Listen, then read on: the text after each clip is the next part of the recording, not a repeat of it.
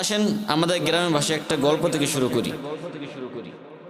আমাদের যখন ধান কাটা শুরু হয়, পাট কাটা শুরু হয়, তখন অন্য জেলা থেকে মানুষ আসে না? আমরা ওটাকে বলি বিদেশি বদলা। 2 বেলা খাওয়াইতে হয়, তাই না? আপনি বিদেশি বদলা আনছেন, কামলা। ওই কামলা দেওয়ার পর আপনি আপনার ধান খেতে পাঠিয়ে দিয়েছেন ধান কাটার জন্য।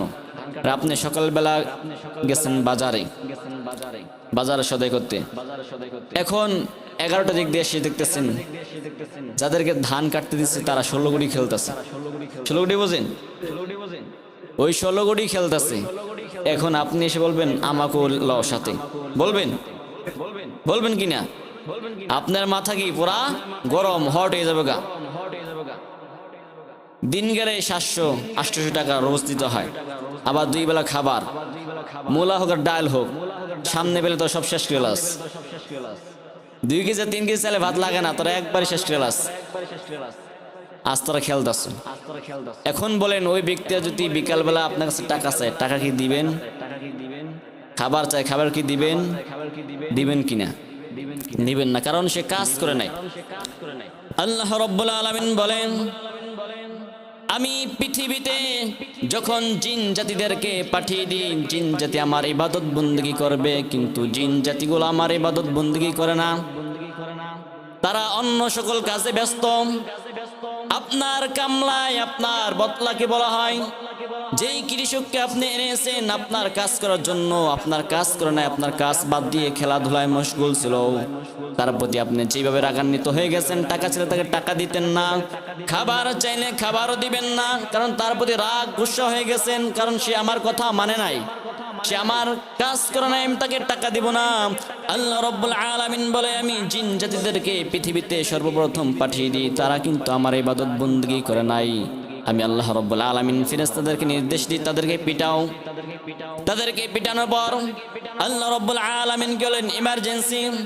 সালাম বলে ডাক দিয়ে আল্লাহ রাব্বুল আলামিন ইমার্জেন্সি সংসদ ভবনে ডাক দিলেন। আল্লাহ রাব্বুল আলামিন নিজেই স্বয়ং হয়ে গেলেন স্পিকার। আল্লাহ রাব্বুল আলামিন সমস্ত ফেরেশতাদেরকে বলতেছে, ফেরেশতারা আমি দুনিয়াতে মানুষ পাঠাইতে চাই। তখন ফেরেশতারা কি বলছিল? তখন বলছিল আল্লাহ দুনিয়াতে মানুষ পাঠায়েন না, মারামারি কাটাকাটি করবে। আল্লাহ রাব্বুল আলামিন বলেন, ইন্নী আ'লামু মা লা তা'লামুন, আমি যা জানি তোমরা তা জানো না। আমি আল্লাহ রাব্বুল আলামিন দুনিয়াকে সৃষ্টি করেছি। আমি আল্লাহ রাব্বুল আলামিন বলতেছেন, খালাকাস সামাওয়াতি ওয়াল আরদা ওয়া মা বাইনাহুমা বাতিলা। আমি আল্লাহ রাব্বুল আলামিন দুনিয়ার মাঝে আসমানকে অযথা সৃষ্টি করে নাই। আসমান এবং জমিনের মাঝে যা কিছু আছে এগুলো আমি আল্লাহ রাব্বুল আলামিন অযথা সৃষ্টি করে নাই। আল্লাহ রাব্বুল আলামিন অন্য এক আয়াতের ভিতর বলেন, সূরা লুকমানের ভিতর বলেন, খালাকাস সামাওয়াতি বিগাইরি আমাদিন তারাউনাহা ওয়া আলকা ফিল আরদি রাওয়াসিয়া আন তামিদা বিকুম। আমি আল্লাহ রাব্বুল আলামিন কি আছি আসমানকে খুঁটিয়েছে, ঝুলন্ত অবস্থা রেখে দিয়েছি। আমি আল্লাহ রাব্বুল আলামিন জমিনের মাঝে পাহাড়কে প্রাক হিসেবে দিয়েছি, যাতে করে হেলে ধুলে যদি না পড়ে যায়। আমি আল্লাহ রাব্বুল আলামিন আঁকা বাঁকা নদী দিয়েছি, নদীর মাঝে পানি দিয়েছি, পানির মাঝে মাছ দিয়েছি। নদীর কিনারায় আমি আল্লাহ রাব্বুল আলামিন গাছ দিয়েছি, গাছের মাথায় আমি ডাব দিয়েছি, ডাবের মধ্যে আমি শরবত দিয়েছি। আমি আল্লাহ রাব্বুল আলামিন আখের ভিতরে রস দিয়েছি। সুবহানাল্লাহ। আমি কি হয়েছি আসমানকে খুঁটিয়ে রেখে দিয়েছি, জমিনকে ঝুলে না যেন যায়, হেলে ধুলে যেন না যায়। আমি প্যারাক হিসেবে পাহাড়কে দিয়েছি। এত সুন্দর পৃথিবী, এত সুন্দর আসমান আমি সৃষ্টি করেছি। শুধু আমার আসমান কি খালি পড়ে থাকবে নাকি? আমার আসমান কি, আমার জমিন কি খালি থাকবে নাকি?